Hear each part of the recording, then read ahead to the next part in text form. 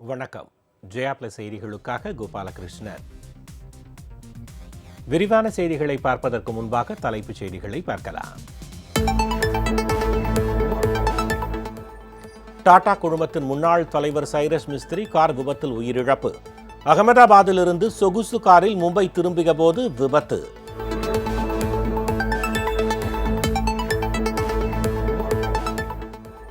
இரு பெரும் முதலாளிகளுக்கு உதவுவது மட்டுமே பிரதமரின் கொள்கையாக உள்ளது.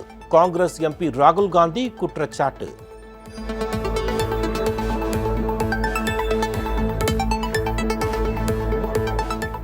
கன்னியாகுமரியில் தரமற்ற சாலை அமைத்து முறைகேடு. சாலை ஒப்பந்ததாரருக்கு திமுக அமைச்சர் துணை போவதாக குற்றச்சாட்டு.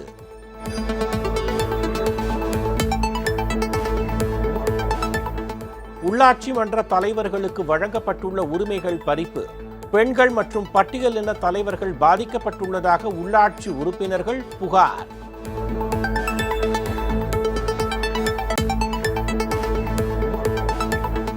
திருத்தணியில் காவல் உதவி ஆய்வாளர் மீது தாக்குதல்.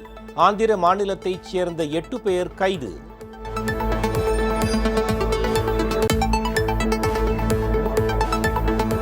கனிமவள கொள்ளைக்கு எதிராக குரல் கொடுத்து வரும் சமூக ஆர்வலர் வீட்டின் மீது வெடிகுண்டு வீச்சு. தூத்துக்குடி அருகே பரபரப்பு சம்பவம்.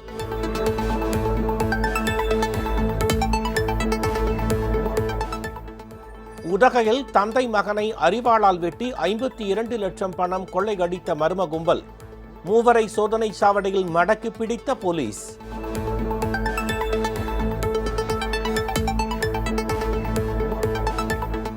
ஐபிஎல் அடுத்த சீசனிலும் சிஎஸ்கே அணி கேப்டனாக தோனி நீடிப்பார். அணி நிர்வாகம் தகவலை அடுத்து ரசிகர்கள் மகிழ்ச்சி.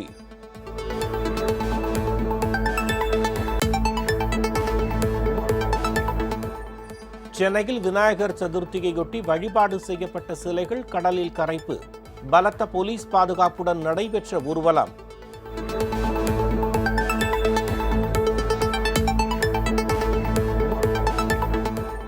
மதுரை, திருச்சி, கரூர் உட்பட 14 மாவட்டங்களில் இன்று கனமழைக்கு வாய்ப்பு.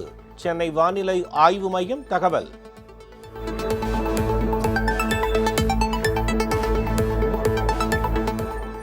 சீர்காழி அருகே கொள்ளிடம் ஆற்றில் வெள்ளப்பெருக்கு. வீடு அடித்துச் செல்லப்பட்டதால் பரபரப்பு.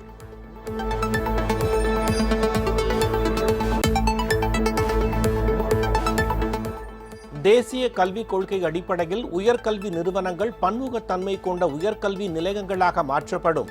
யுஜிசி பரிந்துரை. வழிகாட்டு நெறிமுறைகளும் வெளியீடு.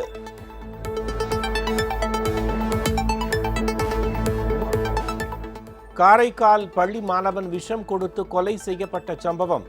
ஜிப்மர் மருத்துவக் குழு முன்னிலையில் பிரேத பரிசோதனை செய்ய புதுச்சேரி அரசு உத்தரவு.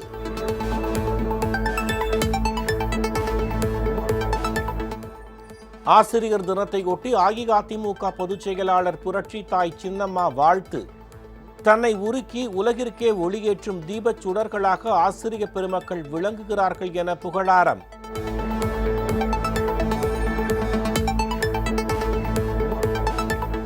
திருவள்ளூர் அருகே டாஸ்மாக் கடையில் சுவரில் ஓட்டை போட்டு கொள்ளை முயற்சி. கடைக்குள்ளேயே அமர்ந்து மது அருந்திய போது கையும் களவுமாக பிடித்த போலீஸ்.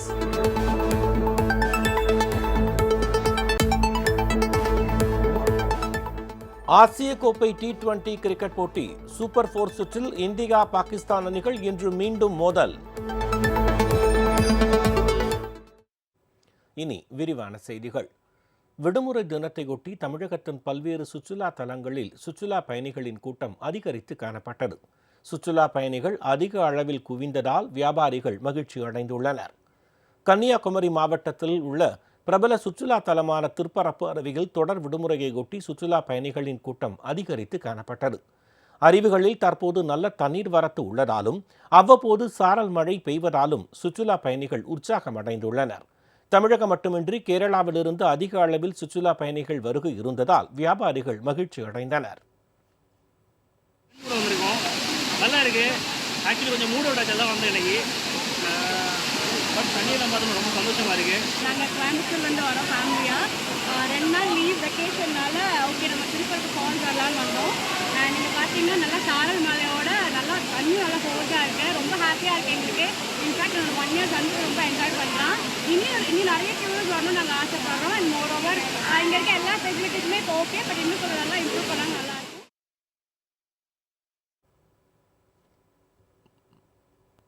இதேபோன்று விடுமுறை தினத்தையொட்டி திருச்செந்தூர் சுப்பிரமணிய சுவாமி கோவிலிலும் பக்தர்கள் கூட்டம் அதிகரித்து காணப்பட்டது. காலை முதலே பக்தர்கள் கடலில் புனித நீராடி நீண்ட வரிசையில் காத்திருந்து சுவாமி தரிசனம் மேற்கொண்டனர். பக்தர்கள் கூட்டம் அதிகரித்துள்ளதால் பலத்த பாதுகாப்பு போடப்பட்டுள்ளது.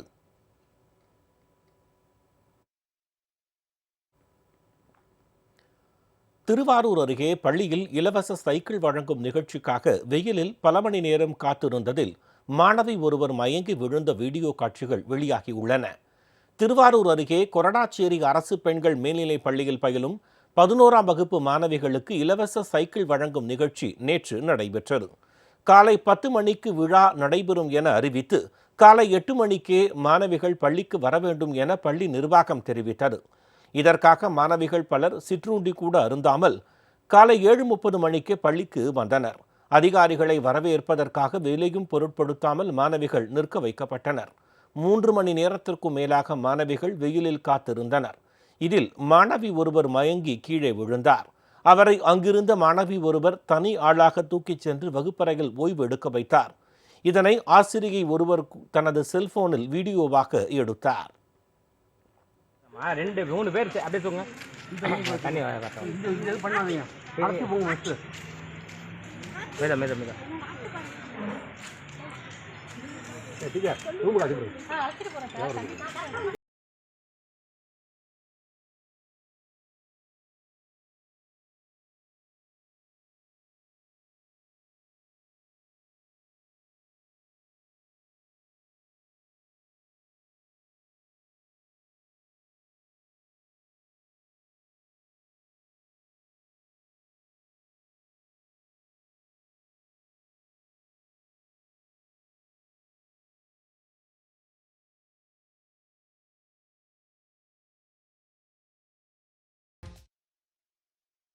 மாணவி மயங்கி விழுந்த சம்பவத்தை கண்டும் காணாமல் அலட்சிய போக்குடன் இருந்த பள்ளி ஆசிரியை மற்றும் மாவட்ட கல்வித்துறை அதிகாரிகள் மீது உரிய நடவடிக்கை எடுக்க வேண்டும் என சமூக ஆர்வலர்கள் கோரிக்கை விடுத்துள்ளனர்.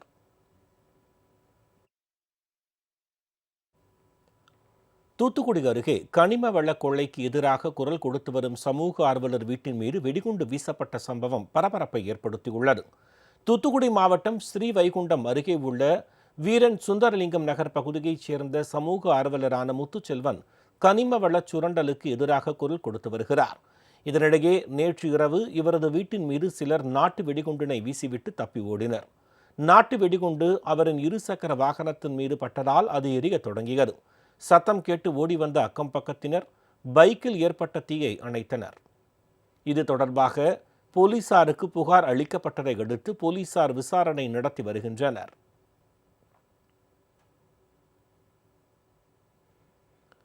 கோவை கல்லாறு பகுதியில் நோய்வாய்ப்பட்டு அவதியுறும் காட்டு யானைக்கு சிகிச்சை அளிப்பதற்காக அதன் இருப்பிடத்தை தேடும் பணியில் வனத்துறையினர் தொடர்ந்து ஈடுபட்டுள்ளனர். கோவை மாவட்டம் மேட்டுப்பாளையம் வனச்சரகத்திற்கு உட்பட்ட கல்லாறு தூரிப்பாலம் பகுதியில் கடந்த சில தினங்களுக்கு முன்னர் காட்டு யானை ஒன்று நோய்வாய்ப்பட்ட நிலையில் ஆற்றில் தண்ணீர் குடிக்கும் வீடியோ வெளியானது. உடல் பலவீனத்துடன் காணப்பட்ட அந்த யானை ஆற்றில் தண்ணீர் குடிக்க முடியாமல் அவதிப்பட்டு வந்தது தெரியவந்தது. இதனையடுத்து அந்த காட்டு யானைக்கு சிகிச்சை அளிக்கும் வகையில் யானை விரும்பி உண்ணும் பலாப்பழங்களில் மருந்து மற்றும் தாது உப்பு கட்டிகளை அதன் வழித்தடங்களில் வனத்துறையினர் வைத்தனர்.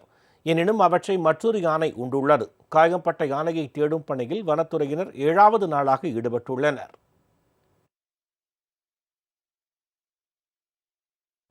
சென்னை உட்பட மாநிலத்தின் பல்வேறு பகுதிகளில் வாக்காளர் அடையாள அட்டையுடன் ஆதார் எண்ணை இணைப்பதற்கான முகாம் நடைபெற்றது. தேர்தல் ஆணையத்தின் அறிவுரையின் பேரில் நடைபெற்ற இந்த முகாமில் பொதுமக்கள் கலந்து கொண்டு வாக்காளர் அடையாள அட்டையுடன் தங்களின் ஆதார் எண்ணை இணைத்துக் கொண்டனர். சென்னையில் அனைத்து வாக்குச்சாவடி மையங்களிலும் இந்த முகாம் நடைபெற்றது. சேலம் மாவட்டத்தில் ஆதார் அட்டையுடன் வாக்காளர் அடையாள அட்டை எண்ணை இணைக்கும் சிறப்பு முகாம் நடைபெற்றது. மாவட்டத்தில் உள்ள 11 சட்டமன்ற தொகுதிகளில் 3254 மையங்கள் அமைக்கப்பட்டன. மயிலாடுதுறை மாவட்டத்தில் வாக்காளர் அடையாள அட்டையுடன் ஆதார் எண்ணை இணைப்பதற்கான முகாம்கள் நடைபெற்றன. அஞ்சல் துறையினர் உதவியுடன் பொதுமக்களுக்கு ஆதார் எண்ணை இணைக்கும் பணி நடைபெற்றது. வாக்காளர் அடையாள அட்டையுடன் ஆதார் எண்ணை இணைக்கும் சிறப்பு முகாம் புதுச்சேரியில் உள்ள அனைத்து வாக்குச்சாவடிகளிலும் நடைபெற்றது.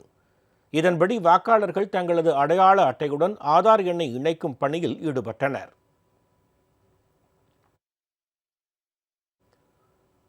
திருத்தணியில் காவல் உதவி ஆய்வாளர் மீது தாக்குதல் நடத்திய ஆந்திர மாநிலத்தைச் சேர்ந்த 8 பேர் கைது செய்யப்பட்டுள்ளனர்.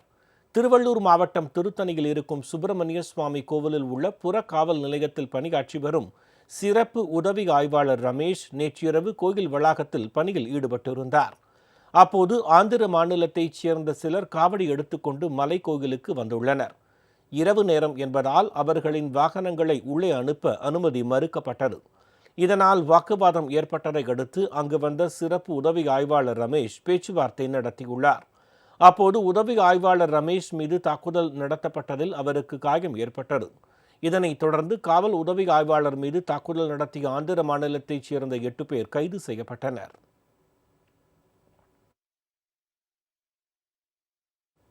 நீலகிரி மாவட்டம் உதகையில் தந்தை மகனை அரிவாளால் வெட்டி 52 லட்சம் ரூபாயை கொள்ளையடித்த மர்ம கும்பலை போலீசார் தேடி வருகின்றனர். உதகையிலிருந்து திருச்சிக்கு நாள்தோறும் கேரட், முட்டைக்கோஸ், பீட்ரூட், உருளைக்கிழங்கு உள்ளிட்ட மலை காய்கறிகள் ஏற்றுமதி செய்யப்படுவது வழக்கம்.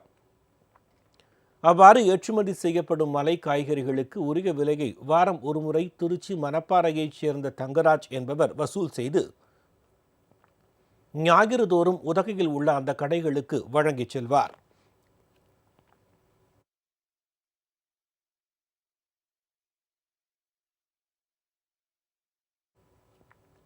இவர் வழக்கம் போல உதகை காய்கறி வியாபாரிகளுக்கு செலுத்த வேண்டிய 52 லட்சம் ரூபாய் ரொக்க பணத்தை எடுத்துக்கொண்டு திருச்சியிலிருந்து தனது மகன் யுவராஜுடன் பேருந்து மூலம் உதகைக்கு வந்து கொண்டிருந்தார். பேருந்திலிருந்து இருவரும் இறங்கியுடன் அவர்களை பின்தொடர்ந்த மர்ம கும்பல் பணப்பையை பறிக்க முயன்றது. அப்போது தங்கராஜும் யுவராஜும் தப்பிக்க முயன்றனர். அப்போது அந்த கும்பல் அவர்களை அரிவாளால் தாக்கியது. பின்னர் யுவராஜிடம் இருந்த பணப்பையை பறித்து கொண்டு 3 பேர் காரில் தப்பினர். இந்நிலையில் குன்னூரை அடுத்துள்ள காட்டேரி என்னும் பகுதியில் போலீசார் சோதனையில் ஈடுபட்டனர். இதில் சந்தேகப்படும்படியாக வந்த ஒரு காரை நிறுத்தி சோதனை செய்ததில் காரில் அரிவாள் இருந்ததை கண்டு போலீசார் விசாரித்தனர். மூவரும் முன்னுக்கு பின் முரணாக கூறியதால் கொள்ளை சம்பவத்தில் ஈடுபட்டதை உறுதி செய்து அவர்களை கைதும் செய்தனர். மேலும் சிலரை போலீசார் தேடி வருகின்றனர். கொள்ளை கும்பல் தாக்கியதில் படுகாயமடைந்த தங்கராஜ், அவரது மகன் யுவராஜ் ஆகியோர் அரசு மருத்துவமனையில் தீவிர சிகிச்சை பிரிவில் அனுமதிக்கப்பட்டு சிகிச்சை பெற்று வருகின்றனர். ஐபிஎல் அடுத்த சீசனிலும் சென்னை சூப்பர் கிங்ஸ் அணியின் கேப்டனாக மகேந்திர சிங் தோனி நீடிப்பார் என அந்த அணியின் சிஇஓ திரு காசி விஸ்வநாதன் தெரிவித்துள்ளது ரசிகர்களை மகிழ்ச்சியில் ஆழ்த்தியுள்ளது. திருவள்ளூரில் நடைபெற்ற மாவட்ட கிரிக்கெட் அசோசியேஷன் வெள்ளி விழா நிகழ்ச்சியில் சென்னை சூப்பர் கிங்ஸ் அணியின் சிஇஓ திரு காசி விஸ்வநாதன் மற்றும் அந்த அணி வீரர் திரு சாய் கிஷோர் கலந்து கொண்டனர். நிகழ்ச்சியில் பல்வேறு கிரிக்கெட் போட்டிகளில் வெற்றி பெற்ற மாவட்ட கிரிக்கெட் அணியினருக்கு கோப்பைகளை கிரிக்கெட் வீரர் சாய் கிஷோர் வழங்கினார். நிகழ்ச்சிக்கு பின்னர் செய்தியாளர்களிடம் பேசிய திரு காசி விஸ்வநாதன், ஐபிஎல் அடுத்த சீசனிலும் சென்னை சூப்பர் கிங்ஸ் அணியில் மகேந்திர சிங் தோனி விளையாடுவார் என்றும் அதேபோன்று அந்த அணியின் கேப்டனாகவும் நீடிப்பார் எனவும் தெரிவித்தார்.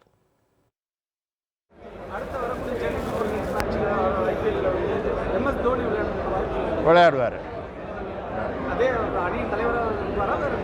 அணி தலைவராக தான் இருப்பார்.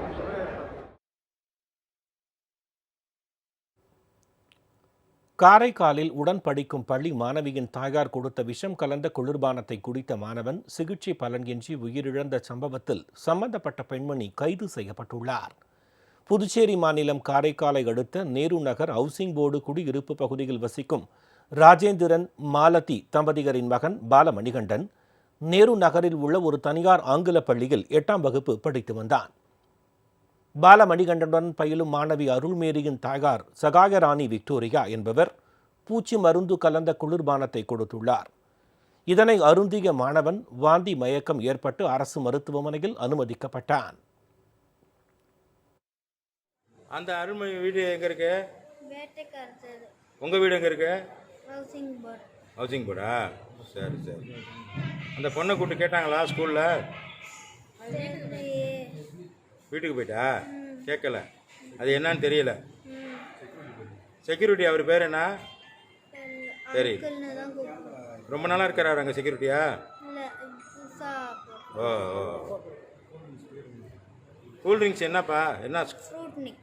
ஃப்ரூட்னிக்கா? பாட்டிலா அட்டடப்பா? பாட்டில் ஃபுல்லாக குடிச்சிட்டிங்களா? 2 இது வாங்கினாங்க. ஆ அதில் 1 குடிச்சேன். ஓஹோ. இல்லை 2 பாட்டில் கொடுத்துருக்காங்க கலந்து. ஒன்றில் குடிச்சிருக்காரு, ஒன்றை வீட்டுக்கு எடுத்துக்கிட்டு.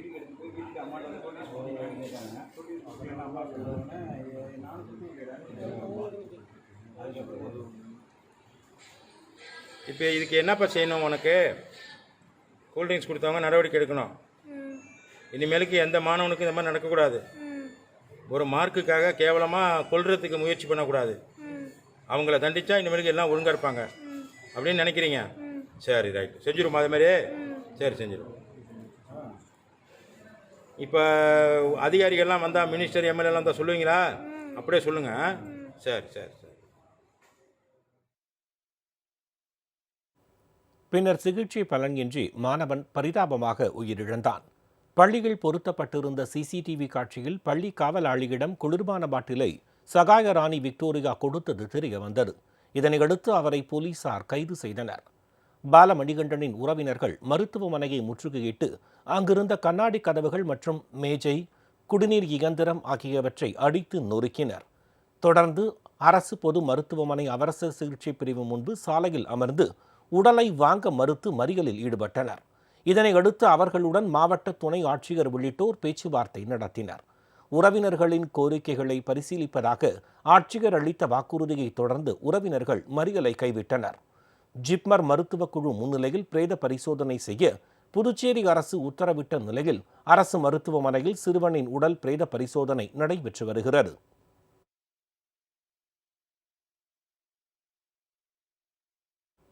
உள்ளாட்சி மன்ற தலைவர்களுக்கு வழங்கப்பட்டுள்ள உரிமைகள் பறிக்கப்பட்டுள்ளதாகவும் பெண்கள் மற்றும் பட்டியலின தலைவர்கள் பாதிக்கப்பட்டுள்ளதாகவும் உள்ளாட்சி உறுப்பினர்கள் புகார் தெரிவித்துள்ளனர். ஊராட்சி மன்ற தலைவர்களுக்கான முழு அதிகாரத்தை வழங்க வேண்டும் என்பன உள்ளிட்ட 11 அம்ச கோரிக்கைகள் தொடர்பாக தஞ்சை, மயிலாடுதுறை, நாகை, திருவாரூர், அரியலூர் மாவட்டங்களைச் சேர்ந்த ஒன்றிய குழு உறுப்பினர்கள், பேரூராட்சி உறுப்பினர்கள் மற்றும் ஊராட்சி மன்ற தலைவர்கள் கலந்து கொண்ட ஆலோசனைக் கூட்டம் கும்பகோணத்தில் நடைபெற்றது. பின்னர் செய்தியாளர்களிடம் பேசிய அந்த கூட்டமைப்பின் தலைவர் திரு முனிகாண்டி, கோரிக்கைகளை வலியுறுத்தி வரும் 14ஆம் தேதி சென்னையில் ஆர்ப்பாட்டம் நடைபெறும் என தெரிவித்தார். கிராம ஊராட்சிகளுக்கு பஞ்சாயத்து ராஜ் சட்டத்தில் சொல்லப்பட்ட அதிகாரங்கள் முழுமையாக மறைக்கப்பட்டிருக்கிறது. 11 அம்ச கோரிக்கையை வலியுறுத்தி சென்னையிலே வள்ளுவர் ஓட்டம் அருகில் வருகின்ற 14/9/2022 மாபெரும் கவன ஈர்ப்பு ஆர்ப்பாட்டம் நடத்துவதாக தமிழ்நாடு முழுவதும் ஒருங்கிணைந்த ஊராட்சி மன்ற தலைவர்கள் முடிவு செய்யப்பட்டு தீர்மானம் நிறைவேற்றப்பட்டு அதன் அடிப்படையிலே 14ஆம் தேதி சென்னையில் ஆர்ப்பாட்டம் நடைபெறும். கன்னியாகுமரி மாவட்டத்தில் உள்ள குழித்துறை நகராட்சியில் சாலை போடுவதில் முறைகேடு நடைபெற்றதாக குற்றச்சாட்டு எழுந்துள்ளது. தரமற்ற சாலைகள் அமைக்கப்பட்டுள்ளதாகவும் இதற்காக ஒப்பந்ததாரருக்கு அமைச்சர் திரு மனோ தங்கராஜ் துணை நிற்பதாகவும் குழித்துறை நகராட்சி தலைவரான திமுகவைச் சேர்ந்த திரு ஆசை தம்பி புகார் தெரிவித்துள்ளார். சுமார் 15 கோடி ரூபாய் செலவில் அந்த பணிகள் ஆரம்பிக்கப்பட்டு நேற்றைய தினம் அமைச்சர் மனோ தங்கராஜ் அவர்கள் அந்த பணியை துவக்கி வைத்தார்கள். என்றால் இன்றைக்கு அந்த சாலை பணியானதில் சரியான முறைப்படி நடக்கவில்லை. அங்கங்கா குண்டு குழிகள் கிடக்கிற இடத்தை மட்டும்தான் அவர்கள் தார் சாலை பணியை செய்து கொண்டிருக்கிறார்களே தவிர மற்றபடி அந்த பணிகள் சரிவர முறையாக நடக்கவே இல்லை என்பது என்னுடைய குற்றச்சாட்டு. ஏனென்றால் இதில் ஏதோ ஒரு காரணம் நம்முடைய அமைச்சர் மனோ தங்கராஜுக்கும் இந்த கான்ட்ராக்டருக்கும் ஏதோ ஒரு தொடர்பு இருக்கின்றது என்று நான் என்னுடைய கருத்தை தெரிவிக்கின்றேன். அதனால்தான் இந்த வேலை 15 கோடி என்றால் முழுமையாக அந்த ரோடை நாம் சரிவர செய்திருக்கலாம். ஆனால் அந்த ரோடை சரிவர செய்யாமல் இந்த மாதிரி குண்டு குழியை மட்டும் நிறுத்தக்கூடிய அளவில் ஒரு அமைச்சர் ஈடுபடுகிறார் என்றால் அது மிகவும் குற்றச்சாட்டுக்குள் கண்டிக்கத்தக்கது. இன்னும் குறிப்பாக ஒன்றை தெரிவிக்கிறேன். இதையெல்லாம் நாம் தமிழக முதல்வர் அவர்களிடம் தெரிவிக்க வேண்டும் என்ற நோக்கத்தோடு நேற்றைய தினம் தலைவர் அவர்கள் வருகின்ற ஏர்போர்ட் நிலையத்திற்குள் அனுமதி சீட்டு வாங்கி உள்ளே சென்று அமர்ந்திருக்கின்றேன். திடீரென்று அங்கிருந்து அது சம்பந்தப்பட்ட அதிகாரிகள், அதாவது ஏர்போர்ட்டில் இருக்கின்ற அதிகாரிகள் வந்து நீங்கள் வந்து இங்கே இருக்கக்கூடாது, என்ன காரணம் என்று கேட்டேன். அதற்கு அவர்கள் சொன்ன பதில் என்னவென்றால், மாவட்ட அமைச்சர் அவர்கள் உங்களை வெளியேற்ற வேண்டும் என்று கூறியிருக்கின்றார். அத்துடன் தெரிவிக்கின்றேன், இது எங்களுடைய முதல்வருக்கும் அவருடைய பார்வைக்கும் போக வேண்டும் என்பதால். அறியாமை என்ற இருள் நீக்கி அறிவு என்ற தீபம் ஏற்றும் ஒவ்வொரு ஆசிரியருக்கும் அஇஅதிமுக பொதுச் செயலாளர் புரட்சித்தாய் சின்னம்மா ஆசிரியர் தின வாழ்த்துக்களை தெரிவித்துள்ளார். நம் வருங்கால நம்பிக்கை நட்சத்திரங்களான மாணவ சமுதாயத்தினை சிறந்த குடிமக்களாக உருவாக்கிடும் மகத்தான பணியை ஆசிரியர்கள் ஆற்றி வருவதாகவும் சின்னம்மா புகழாரம் சூட்டியுள்ளார். அஇஅதிமுக பொதுச் செயலாளர் புரட்சித்தாய் சின்னம்மா இன்று வெளியிட்டுள்ள ஆசிரியர் தின வாழ்த்துச் செய்தியில், ஆசிரியர் பணி அறப்பணி என்று தனது எளிய வாழ்க்கையை ஆரம்பித்து இந்திய குடியரசுத் தலைவராக உயர்ந்த மாமேதை டாக்டர் எஸ். ராதாகிருஷ்ணனின் பிறந்த நாளான செப்டம்பர் 5ஆம் நாளை ஆசிரியர் தினமாக கொண்டாடி மகிழும் அனைவருக்கும் தனது இதயம் கனிந்த ஆசிரியர் தின நல்வாழ்த்துக்களை மகிழ்ச்சியோடு தெரிவித்துக் கொள்வதாக குறிப்பிட்டுள்ளார். ஆசிரியர் பணியினை ஒரு வேலையாக கருதாமல் சேவையாக எண்ணி வாழ்ந்து கொண்டிருக்கும் ஒவ்வொரு ஆசிரியருக்கும் நன்றி தெரிவிக்கும் விதமாகவும் பெருமைப்படுத்தும் விதமாகவும் நாம் அனைவரும் ஆசிரியர் தினத்தை கொண்டாடி மகிழ்கிறோம். தன்னை உருக்கி உலகிற்கே ஒளியேற்றும் தீபச் சுடர்களாக ஆசிரிய பெருமக்கள் விளங்குகிறார்கள். ஆசிரியர்கள் கல்வியை கற்பிப்பதோடு மட்டுமல்லாமல் நல்லொழுக்கத்தையும் சிறந்த பண்புகளையும் சமூக சிந்தனைகளையும் மாணவ சமுதாயத்திற்கு கற்பிக்கிறார்கள் என்று சின்னம்மா தெரிவித்துள்ளார். மாதா பிதா குரு தெய்வம் என்று சொல்வார்கள். நம் பெற்றோர்களுக்கு அடுத்தபடியாக வணங்குவது ஆசிரியர்களைத்தான். ஆசிரியர்கள் தாயாக தந்தையாக மட்டுமின்றி உற்ற நண்பர்களாக இருந்து மாணவ செல்வங்களுக்கு சிறந்த கல்வியை அளிக்கின்ற உன்னத பணியை சேவை மனப்பான்மையோடு தொடர்ந்து செய்து வருகிறார்கள். எத்தனையோ ஆசிரியர்கள் தங்களுடைய குடும்பத்தை கூட கவனிக்காமல் தன்னிடம் பயிலும் மாணவ மாணவியர்களின் கல்விக்கு முன்னுரிமை அளித்து பணியாற்றி வருகிறார்கள். இது போன்ற தன்னலமற்ற ஆசிரியர்களை பெற்றிருப்பதால்தான் நம் மண்ணில் பிறந்த மாணவ செல்வங்கள் எத்தனையோ துறைகளில் இன்றைக்கும் சிறந்து விளங்குகிறார்கள்.